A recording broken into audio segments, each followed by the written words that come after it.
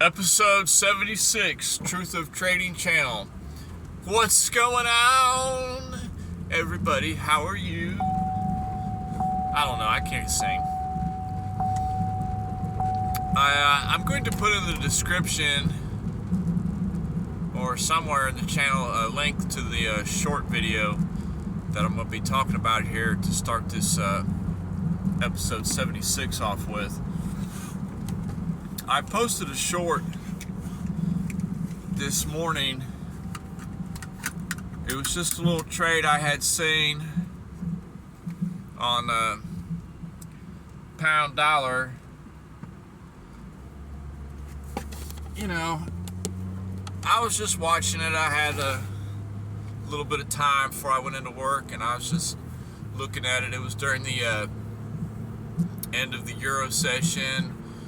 You know, what you call the brink session of the market, and you know, where it's like you're transitioning from the Euro session into the early, you know, New York session. And I always got my eye on pound dollar because it's one of the ones that I like to watch, because it if you're a swing trader, you know, I say that term as in, if you're looking at hourly time frames and 4-hour time frames and, you know, occasionally the daily like that, it's had a lot of beautiful setups on those time frames. And we've had some good trades on it in the past. But I was on a small time frame looking at it this morning, just watching it, you know, and sure enough, it had, you know, it had made the little maneuver. You know, on that short clip I posted, you could see that, you know, it had jumped up real quick, had a couple 2-minute candles that jumped up real quick in price. You know, it got people excited. You know, you got to think there's a lot of people out there that scalp consistently these low time frames, and a lot of them are emotional. And they see a little bitty pump, and they start getting, you know, excited. Okay, this is it. We're going up for a while, you know. But they're not watching what the candles are doing. What are the candles doing right now?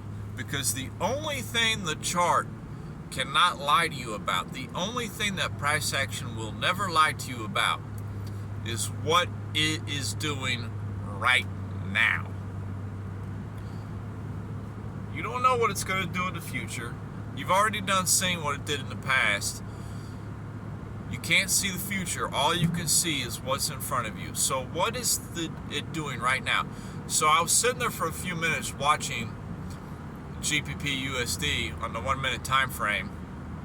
I'm just watching it, and sure enough, I see an indecision doji. You know, I mean, that's just basically within a 1-minute span, the price had gone up, price had gone down, and then price immediately went back to where it was to begin with. So you have like a very small body on the candle, and you have like two skinny wicks, one going up, one going down. And it's pretty evenly spaced, the wicks, you know. That's indecision doji. And, you know, I saw that, and that was the first telltale sign of, so what happened the past minute? They gave up on a direction, you know? It's just, they're not sure whether they're going to go up or go down, you know? That's all you can tell is what price is doing. And then you follow it up with the next few candles. What did it do? You could see it on the short clip. You know, it went up a little bit, it went down a little bit. It went up a little bit, went down a little bit. It was going nowhere. It wouldn't break the previous high from like 5 candles ago. And it wasn't dropping down to fill the gaps below us.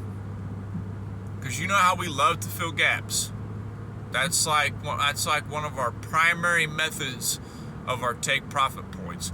Most of our take profit points that we're hitting are these gaps. And they're not necessarily our entries. Those are generally our take profits. A lot of time our take profits are filling out gaps or taking out highs or lows. But I get off track again. The indecision candles. So it's not breaking the high. It's not going down and filling out the gaps. What is it doing? Nothing. It's just playing around. 6, 7 minutes, 8 minutes worth of candles. It's just playing around in that same little area.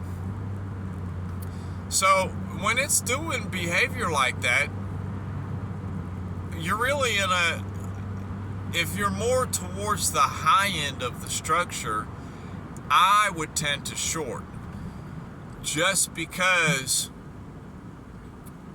of the fact that the majority of scalpers are trying to get in long, and they see this nice long movement out of the previous structure, and they're trying to get long on it because they say, oh, we just broke out this previous structure, whatever it was 20 candles ago.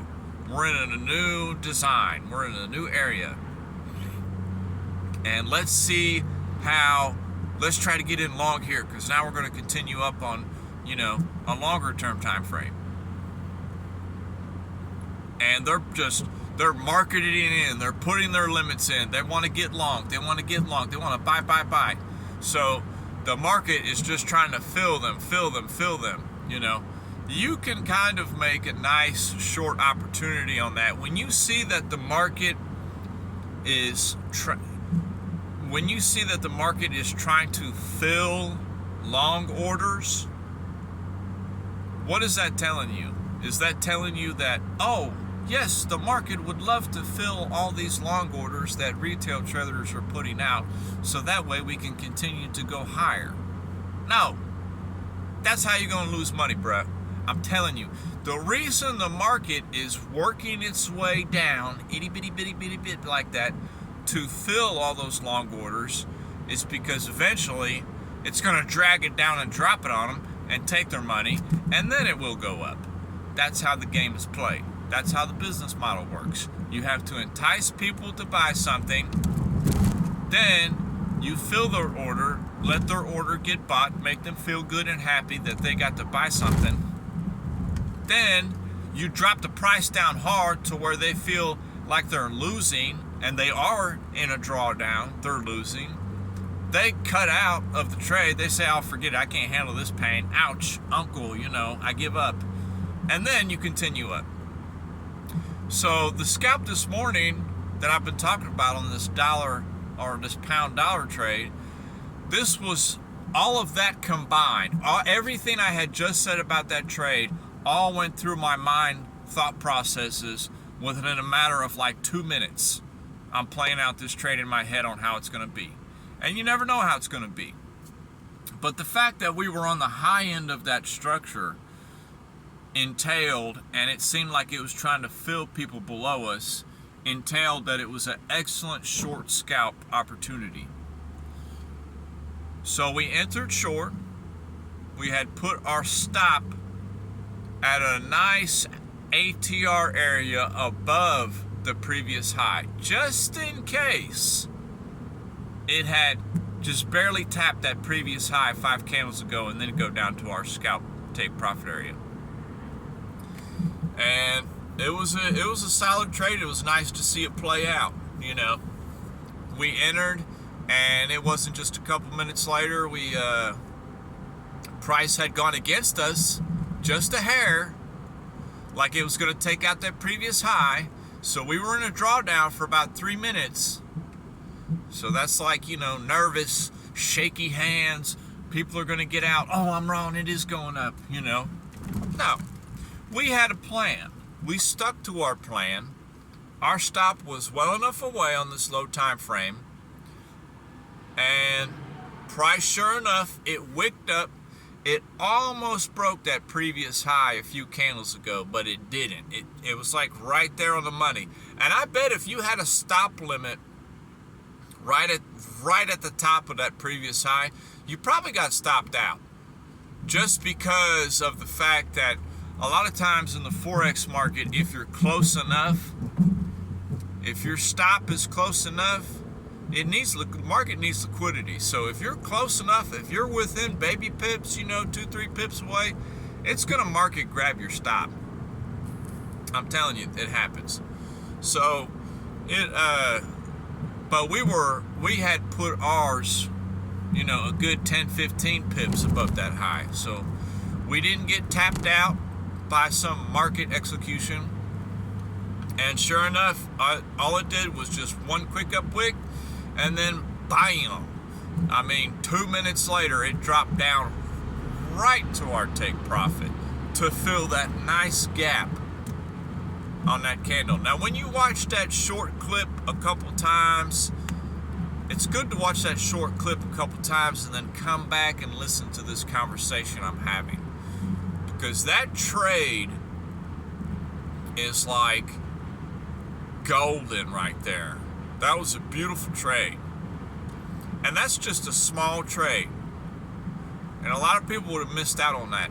But that's just how crazy and unique I am. There was probably a better trade in a different part of the day that I just did not see, but all the rest of the world made millions off of. But this one trade I see was opportunity, and it worked, and I made money off of it.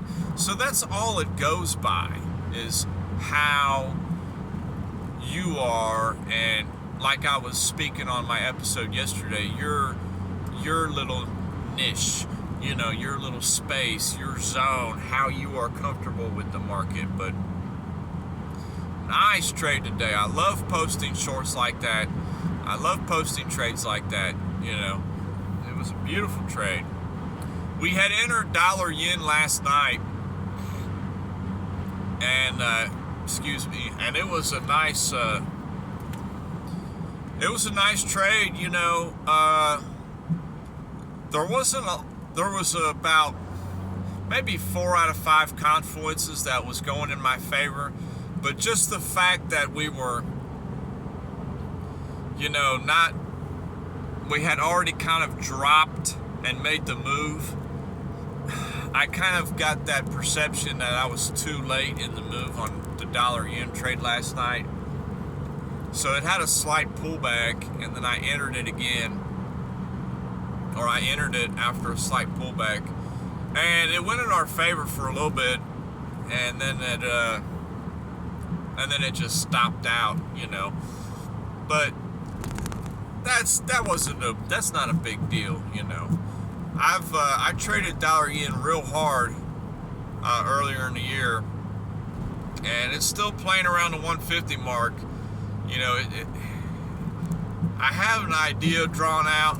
And it's kind of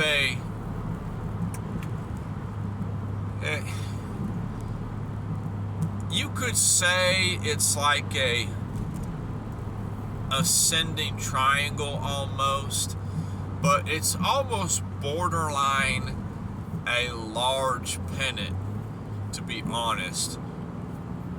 It could kind of be interpreted either way, because the top of the pattern is it's straight, but it's not like perfect, It's a slightly lower high. So it could be interpreted in a couple of ways. And I've seen patterns like that just go both ways. So we have a contingency for if it drops, our thoughts and our ideas. If it drops within the next few weeks, the bottom of this pattern, I'm thinking, is around the 141 area. I'll be looking to get back in long on it right around that area. It wouldn't matter to me. That's all you can do, is just play the trap the way it's meant to be played.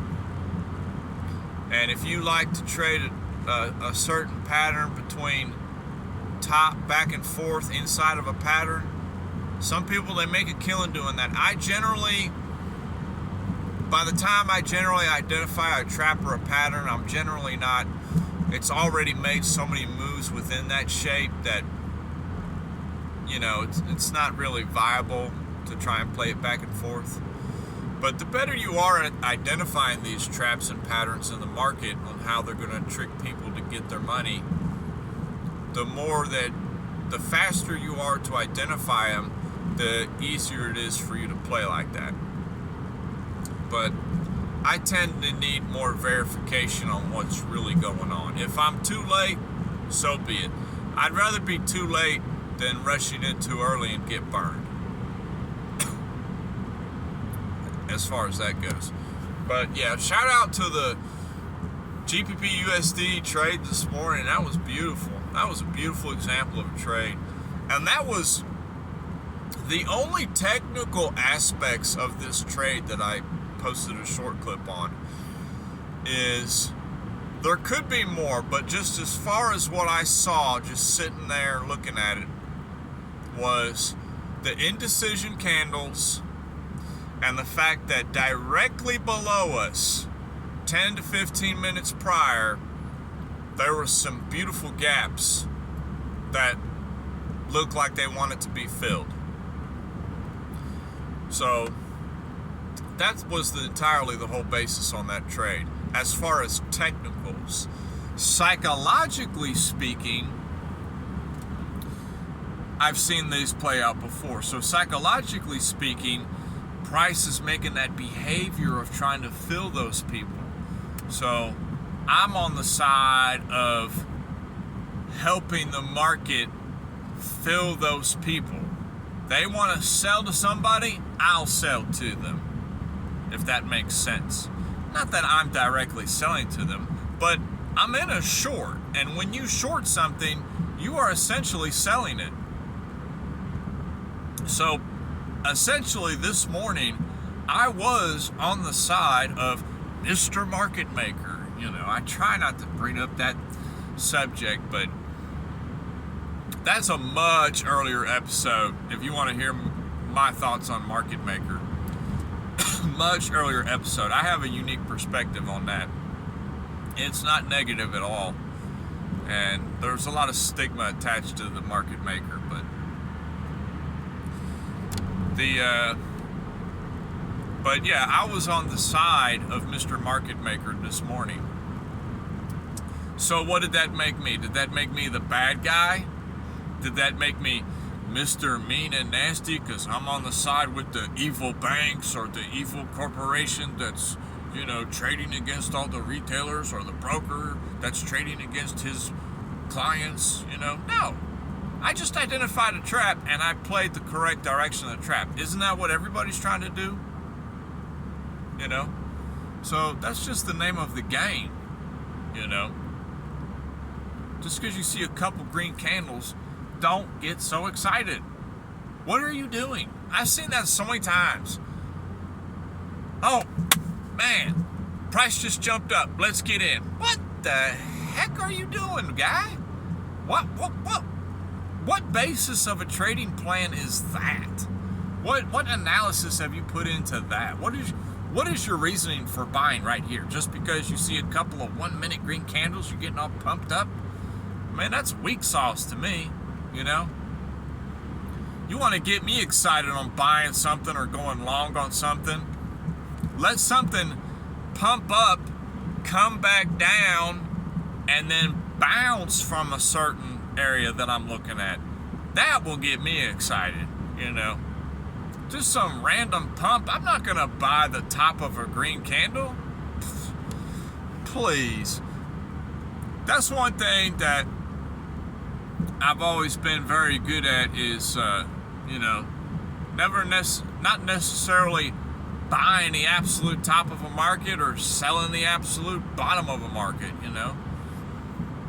Just play the traps the way they're meant to be played. That's all I got. I'll holler at y'all later.